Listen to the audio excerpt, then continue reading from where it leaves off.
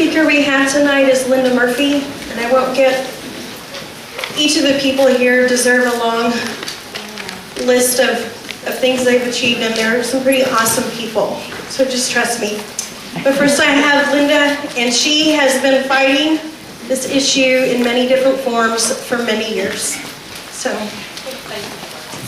Well, thank you. I really appreciate everyone being here tonight in this packed crowd because we care about our children. We care about our communities, our public schools, are part of our lives.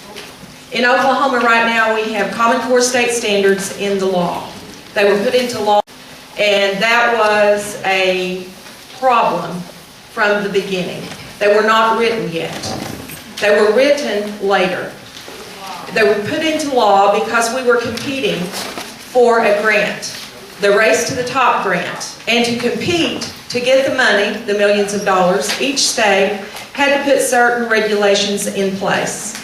So that was done, and that was with Kathy Taylor, the former mayor of Tulsa, working in Brad Henry's office. So this was in a Democrat governor's office, Brad Henry. Sandy Garrett was the state school superintendent. We didn't get the money, but we got the regulations. So no carrot, but we got the stick. You know, there's a carrot and a stick usually with federal money. So what has happened now in this administration, Mary Fallon has become the chairwoman of the National Governors Association. They are the nonprofit organization that produced Common Core state standards. As the chair, she is holding tightly to this agenda, which was actually put into place prior to her.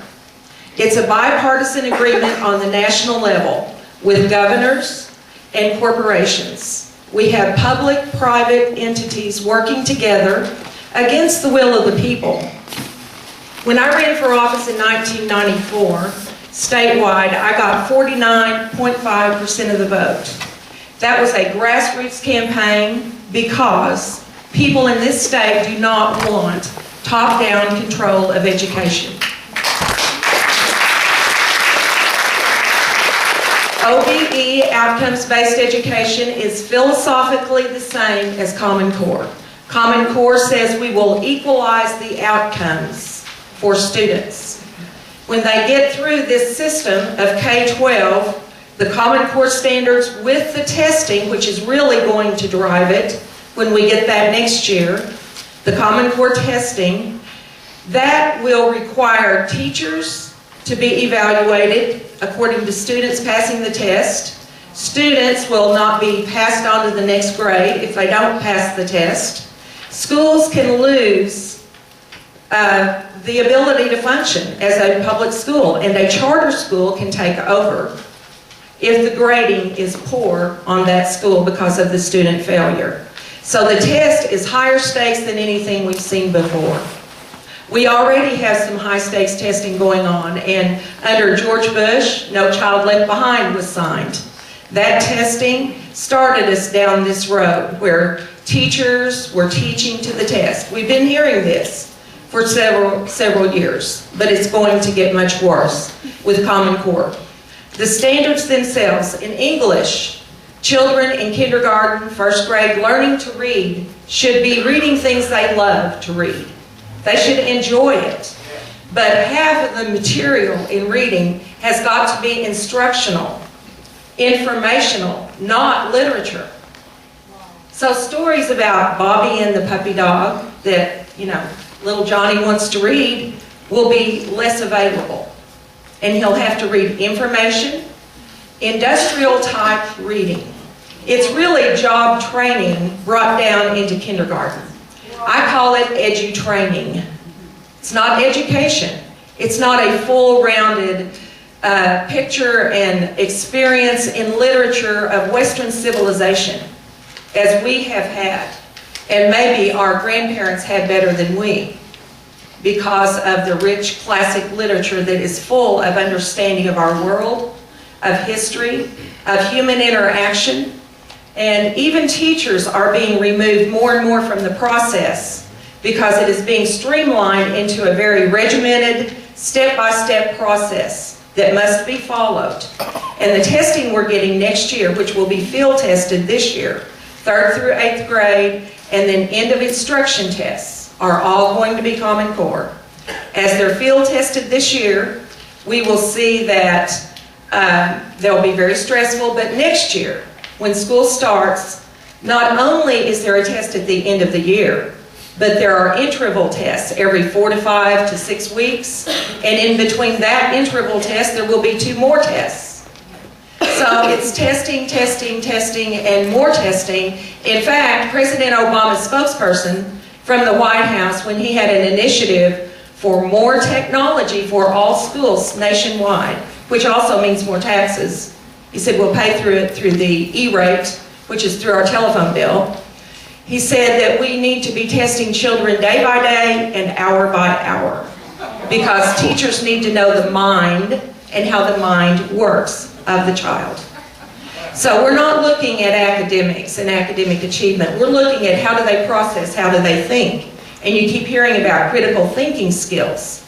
But those are being driven down to kindergarten level and abstract thinking in a cognitive developmental way, the way that the neurology, the neurons in your brain work physically. It is not possible for children at that young of an age to think on that abstract level. Developmentally, they're inappropriate. You'll hear this.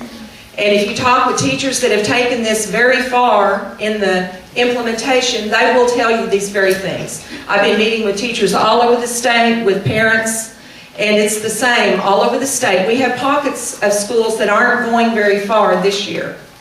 But as I say over and over, next year is going to be full blast. So my urging is listen to each speaker. We have things to offer. There is much more to know than we can possibly present 15 minutes each. And we know you don't want to sit here more than a couple of hours by the time we have questions and answers. So hopefully this will whet your appetite and you will go on the internet, talk to your friends and neighbors, talk to teachers, find out more about it, because there are plenty of people becoming well informed. We have a Senate Bill 1146, which Senator Fields wrote. He's in Osage County, and that kills the standards, the curriculum, and the testing that goes with it. If that passes, it needs to get out of the Senate Education Committee, and right now Senator Ford has not indicated that he will even hear that in committee. So everyone from Bartlesville, friend, neighbor, you probably many voted for him. Let's let him know what you think about Common Core as you do your research and study. There will be some other bills. We'll have to follow them through because they can be changed. So we want to watch the process, but there are plenty of people here to talk with that are informed. I think that one thing we all need to know is our governor is really the key to getting this stopped in Oklahoma. If the House passes it, the bill to kill it, and the Senate passes it, she can still veto the bill. So we also need to let the governor know.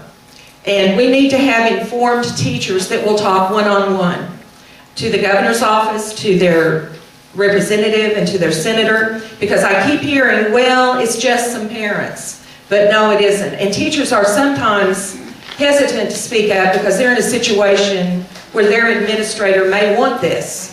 And that's part of that administrator's career plan, is to be one of the first putting this into place. Well, I saw that race to the top. We didn't call it that, but with Common Core. And I had a superintendent tell me the other day, a Democrat, he said, Linda, you were right in '94. And he said, my mother was a superintendent at the time, and I was too in a different district. He said, we spent millions of dollars that were wasted.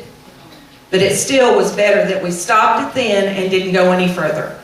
Because this will not work. It will not produce a good education for our children. And that's the main thing. Thank you.